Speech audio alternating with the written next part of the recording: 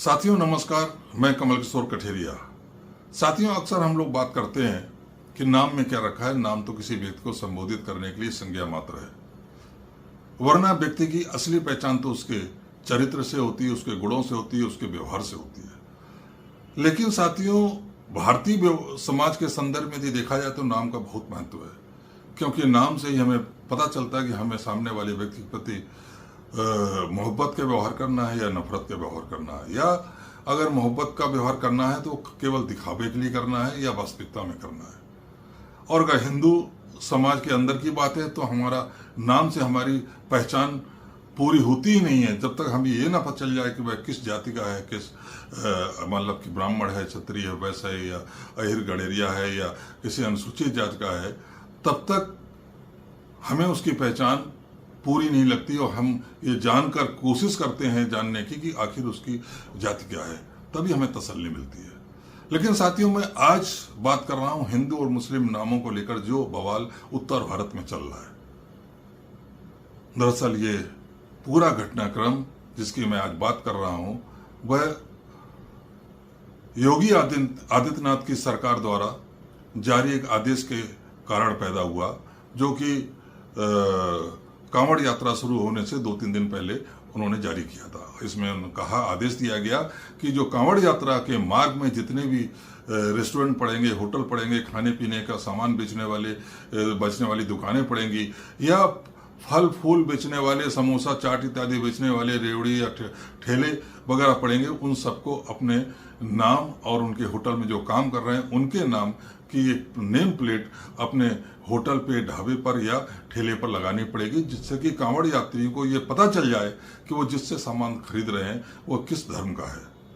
हालांकि इसमें कहीं धर्म का नाम नहीं लिखा हुआ था आदेश में, लेकिन मंशा जाहिर थी, जो कि उनके बयानों से स्पष्ट हो गई, इस आदेश का समर्थन करने वाले नेताओं के बयानों से स्पष्ट हो गई कि वो ये चाहते हैं कांवड़ यात्रियों को पता चल जाए कि जिससे वो सामान खरीद रहे हैं वो हिंदू है या मुस्लिम। और इस बात पर पूरा देश में बवाल हो गया, उत्तर भारत में तो बहुत बवाल हो गया। बाद में उत्तराखंड सरकार ने भी इसी प्रकार का आदेश जारी कर दिया, मध्य प्रदेश और राजस्थान में भी इसी प्रकार आदेश की मांग होने लगी। विपक्ष पूरी तरीके से इसके खिलाफ था, यहाँ तक कि सत्तारूढ़ दल के 2 साथी जेडीयू और आरएलडी भी इसके खिलाफ थे, और वो सब ये कह रहे थे कि ये सरकार तो पिछले 10 साल से है और योगी सरकार भी पिछले 7 साल से है, इस तरह के आदेश की कभी जरूरत नहीं पड़ी है, तो इस समय ये आदेश क्यों कर रहे हैं हिंदू मुस्लिम दुकानदारों को बांटने के लिए। सीधी सी मंशा है कि वह ये चाहते हैं, वह ये संदेश देना चाहते हैं कांवड़ यात्रियों को कि जब नेम प्लेट लगी हो ठेले पर या ढाबे पर तो वो मुस्लिम लोगों का सामान ना खरीदें, वो अपने धर्म भाई हिंदुओं का सामान खरीदें।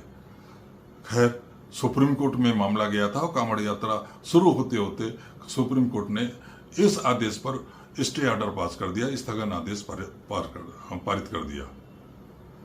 लेकिन स्थगन आदेश आने के बाद भी, सुप्रीम कोर्ट के स्थगन आदेश आने के बाद भी 5-6 दिन हो गए हैं, लेकिन अभी तक ये मामला थमा नहीं है। सुप्रीम कोर्ट के आदेश की ही आलोचना की जा रही है। सुप्रीम कोर्ट का आदेश देने वाले जो 2 जज हैं उसमें से एक जज को सोशल मीडिया में ट्रोल किया जा रहा है, मुस्लिम प्रेमी बताकर।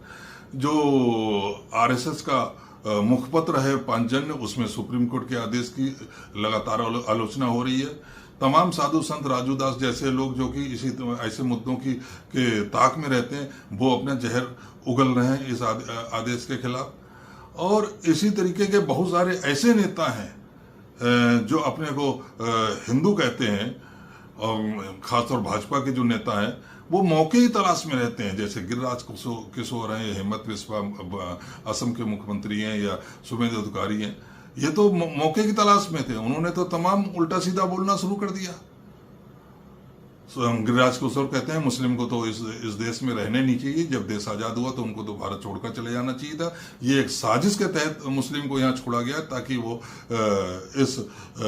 यहाँ पर जो है अपनी जनसंख्या बढ़ाकर बाद में इसको मुस्लिम देश में परिवर्तित कर सके। शुभेंदु अधिकारी तो ये कहते हैं कि साहब, सबका साथ सबका विकास का जो नारा है प्रधानमंत्री का, वो नारा ही बेकार है, हमें तो खाली उसका साथ देना चाहिए जो हमारे साथ है।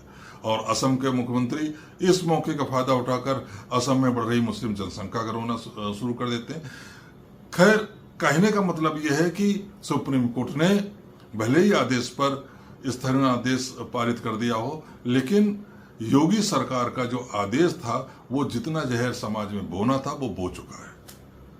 तो इसलिए हमें ये विचार करना होगा कि आखिर इस आदेश के पीछे मंशा क्या थी। साथियों, इस मंशा को समझने के लिए पहले हमें ये सोचना होगा कि आखिर इस आदेश देने वाली जो सरकार है, जिसके मुखिया उत्तर प्रदेश के योगी आदित्यनाथ हैं, उस भाजपा का चरित्र क्या है और भाजपा का जो मातृ संगठन आरएसएस का चरित्र क्या है। साथियों, आरएसएस की स्थापना 1925 में हुई थी और 2025 में उनके 100 साल पूरे होने वाले हैं।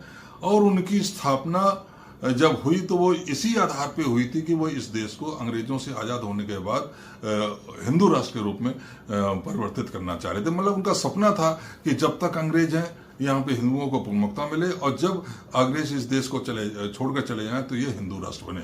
उधर जिन्ना अलग मुस्लिम राष्ट्र की मांग कर रहे थे और उनकी ये मांग जो है या उनकी इच्छा खींच में तब बदल गई जब देश आज़ाद होने के बाद धर्म पर आधारित हिंदू राष्ट्र नहीं बना बल्कि एक धर्मनिरपेक्ष राष्ट्र बना। पाकिस्तान जो अलग हुआ भले ही इस्लाम पर आधारित राष्ट्र बन गया, लेकिन जो भारत देश जो रहा वो उसने धर्मनिरपेक्ष राष्ट्र बनना ही पसंद किया। वहाँ यहाँ हमारे जो भी महापुरुष थे आज़ादी के समय, उन्होंने इसको हिंदू राष्ट्र बनाने के बजाय धर्मनिरपेक्ष राष्ट्र बनाया। और हमारा भारतीय संविधान भी धर्मनिरपेक्षता की वकालत करता है, इस देश को धर्मनिरपेक्ष बनाने की बात करता है। तो ये जो मुद्दा था, ये जो मंशा थी, जिसके आधार पर, जिस उद्देश्य के आधार पर आरएसएस की स्थापना हुई थी, उसी उद्देश्य के आधार पर आज भी आरएसएस काम कर रहा है। उसी उद्देश्य के आधार पर आरएसएस का जो राजनीतिक विंग जो कि भाजपा है वो भी वही काम कर रही है। उन्हें मालूम है कि जब तक देश में सत्ता हम अपने हाथ में नहीं रखेंगे तब तक हम अपना सपना हिंदू राष्ट्र, भारत को हिंदू राष्ट्र बनाने का पूरा नहीं कर पाएंगे। इसलिए वो हिंदू मुस्लिम के आधार पर धार्मिक ध्रुवीकरण करके देश की सत्ता को हथियाने का लगातार प्रयास करते रहते हैं। और चूंकि अभी जो लोकसभा चुनाव हुए उसमें उत्तर प्रदेश में उनको भारी पराजय का सामना करना पड़ा। जहां पहले उनकी 62 सीटें थी, अब वो 33 सीटों पर आ गए। इसके वजह से उनकी खींच बहुत अधिक बढ़ गई है और वो पूरी तरीके से कोशिश कर रहे हैं कि आने वाले समय में हिंदू और मुस्लिम के बीच में इतना भेद पैदा कर दिया जाए कि जो बहुसंख्यक हिंदू वर्ग है वो धार्मिक आधार पर भाजपा को वोट दे, जिससे कि जो अभी 10 सीटों पर उपचुनाव होने हैं या 2027 में उत्तर प्रदेश में विधानसभा चुनाव है, तब तक फिर से भाजपा को मजबूत किया जा सके। और उनके पास कोई और मुद्दा नहीं है, उनके पास और कोई तरीका नहीं है अपनी पार्टी को मजबूत करने का। अपनी पार्टी को कैसे मजबूत किया जाए, उनके पास एक ही हथियार रहता है, वो धार्मिक, वह है हिंदू मुस्लिम का। हिंदू मुस्लिम के बीच में खाई पैदा करो और हिंदुओं का वोट धर्म के आधार पर ले लो, बेरोजगारी और महंगाई के मुद्दे से उनका ध्यान हटा दो और इस तरीके से उनके ऊपर शासन करो। उनको अधिकार विहीन रखो, उनके सारे अधिकार खा जाओ, लेकिन हिंदू मुस्लिम करके धर्म के आधार पर उनका वोट ले लो और उनके ऊपर शासन करो। यही एक उनकी मंशा या यही एक उनका हथियार है देश में अपनी सत्ता बनाए रखने का। तो इसी आधार पर सारे ये जो सांप्रदायिक सोच रखने वाले नेता थे उन्होंने इस आदेश का समर्थन किया या समर्थन कर रहे हैं। लेकिन यहाँ पे खाली मामला भाजपा तक ही सीमित नहीं है, भाजपा में भी एक और अंदर जाके ये मामला का केंद्र आता है, वो है योगी आदित्यनाथ। जिस प्रकार से लोकसभा चुनाव के बाद उत्तर प्रदेश के मुख्यमंत्री योगी आदित्यनाथ को टारगेट किया जा रहा है, उन्हीं की पार्टी के अंदर केशव प्रसाद मौर्य को उकसाया जा रहा है उनके खिलाफ। तो उस तरीके और जिससे कि ऐसा माहौल बने, क्योंकि 2022 के चुनाव से पहले भी उनको मुख्यमंत्री पद से हटाने का प्रयास किया गया था केंद्र सरकार द्वारा, लेकिन उस समय वो अपनी स्थिति मजबूत रखे, उनको कोई भी हटा नहीं पाया। आज भी उनकी स्थिति बहुत मजबूत है, आरएसएस उनके साथ है, लेकिन फिर भी उनको कुर्सी से हटाने का प्रयास किया जा रहा है, क्योंकि कुछ लोगों को ये लगता है कि अगर वो सत्ता में योगी आदित्यनाथ बने रहे तो 2029 में मोदी के बाद प्रधानमंत्री का चेहरा वही बनेंगे। और इस आशंका को जो उनका विरोधी गुट है वो अभी से समाप्त करना चाह रहा है, तो वो उत्तर प्रदेश के मुख्यमंत्री पद से उनको हटाने के लिए लगातार प्रयास कर रहा है। योगी आदित्यनाथ एक कट्टर हिंदूवादी हैं, वो एक मौका तलाश रहे थे ये साबित करने का, यह संदेश देने का कि अगर भारतीय जनता पार्टी में उत्तर प्रदेश में हिंदुत्व का डंका बजाने की सामर्थ्य कोई रखता है तो वह योगी आदित्यनाथ ही रखते हैं। और ये मौका उन्हें मिला कांवड़ यात्रा के दौरान। उन्होंने नेम प्लेट वाला जो आदेश जारी करके पूरे उत्तर भारत का माहौल गरमा दिया और ये संदेश देने में वो सफल हो गए कि उत्तर भारत में, खासतौर उत्तर प्रदेश में यदि कोई नेता है जो हिंदुत्व का झंडा ऊंचा उठा के चल सकता है तो वो केवल योगी आदित्यनाथ ही हैं। और इसीलिए अब उनको हटाने का जो एक साजिश चल रही थी वो धीमे धीमे ठंडी पड़ती जा रही, हालांकि विरोधी गुट अब भी प्रयास कर रहा है। तो ये एक साजिश थी और एक जो उनका चरित्र है वो दोनों के तहत रहा है। लेकिन साथियों, हमें इन बातों से ये सावधान रहना होगा। वो मैं उन सब लोगों के लिए कहना चाहता हूँ ये बात जो सब भारतीय संविधान के आधारभूत मूल्य समानता, समता, बंधुत्व में विश्वास करते हैं। वो सब लोग जो भारत को धर्मनिरपेक्ष देश बनाए रखना चाहते हैं, जो इस देश में गंगा जमुना तहजीब में विश्वास करते हैं और हिंदू मुस्लिम एकता में विश्वास करते हैं, ऐसे सभी लोगों से कहना चाहूंगा कि साथियों, आपने उनकी ताकत भले ही कमजोर कर दी हो। 400 का नारा लगा रहे थे, उनको नीचे लाकर 240 पे समेट दिया हो, लेकिन उनकी हिम्मत अभी टूटी नहीं है। ये उन्होंने अपना इस आदेश के द्वारा बता दिया है कि अपने एजेंडे पर वो अभी भी कायम है। वो इसी एजेंडे पर ही भारत को आगे ले जाएंगे। आप कितना भी इतने रोकने की कोशिश करिए, वो इस एजेंडे से पीछे नहीं हटेंगे।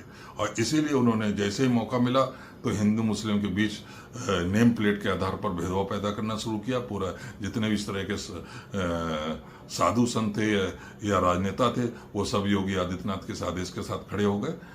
और इसी तरीके से आप देखिए कुछ और भी इस तरीके के मामले आ रहे हैं, जैसे कि उन्होंने आरएसएस की शाखाओं में सरकारी कर्मचारियों को के भाग लेने का जो प्रतिबंध था 1968 से चला आ रहा था, उसको उन्होंने हटा दिया।